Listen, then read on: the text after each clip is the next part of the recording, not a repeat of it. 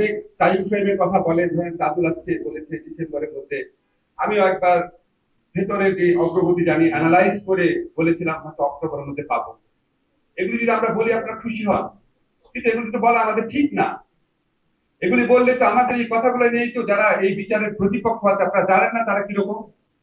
এত বড় গণহত্যা হয়েছে, বিন্দু মাত্র অনুশোচনা নাই।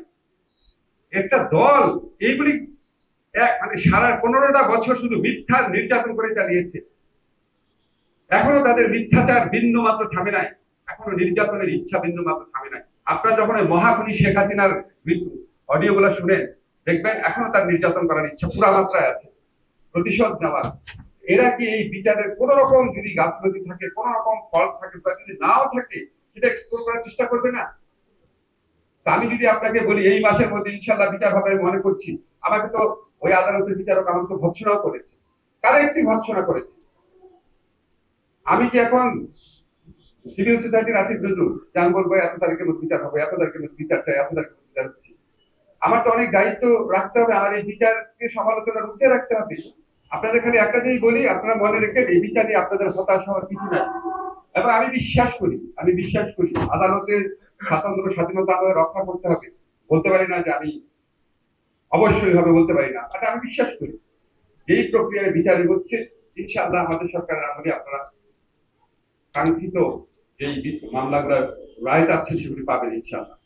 সেকেন্ড একটা কাজ আমরা করে যাচ্ছি, অবশ্যই তাজুলরা করছে, প্রসিকিউশন টিম করছে, ইনভেস্টিগেশন টিম করছে, এমন ভাবে বিচারের অকাট্য সাক্ষ্য প্রমাণ আমরা রেখে যাব, কোন সরকার চাইলেও বিচার থেকে সরতে পারবে না, এটা আপনারা নিশ্চিত থাকেন।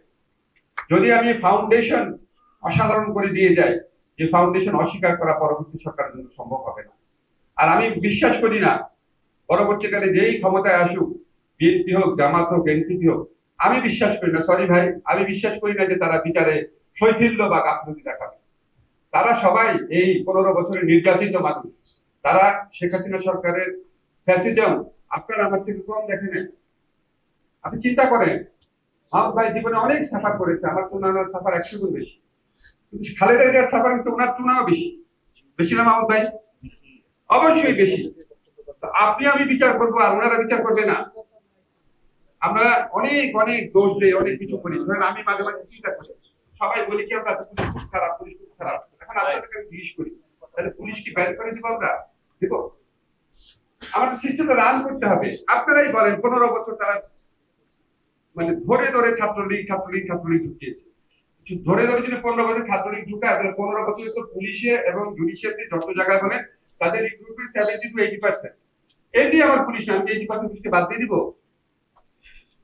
কিন্তু আমরা যারা আইকনিক অত্যাচারের আইকনিক ফিগার তাদের বিরুদ্ধে আমরা ব্যবস্থা নিচ্ছি, হ্যাঁ একটু দেরি হচ্ছে। আমরা তো শাসন কাজে অসাধারণ কোনো মিনিমাম দক্ষতাও নাই, কোনো যোগ্যতাও নাই। সেখান থেকে আমরা এসেছি, একটা নির্দলীয় সরকারে এসেছি, এসার পর আগের নির্দলীয় সরকারগুলো দেখে তাদের কি করতে হতো, খালি ইলেকশন করা। আমাদেরকে কত কিছু করা হচ্ছে।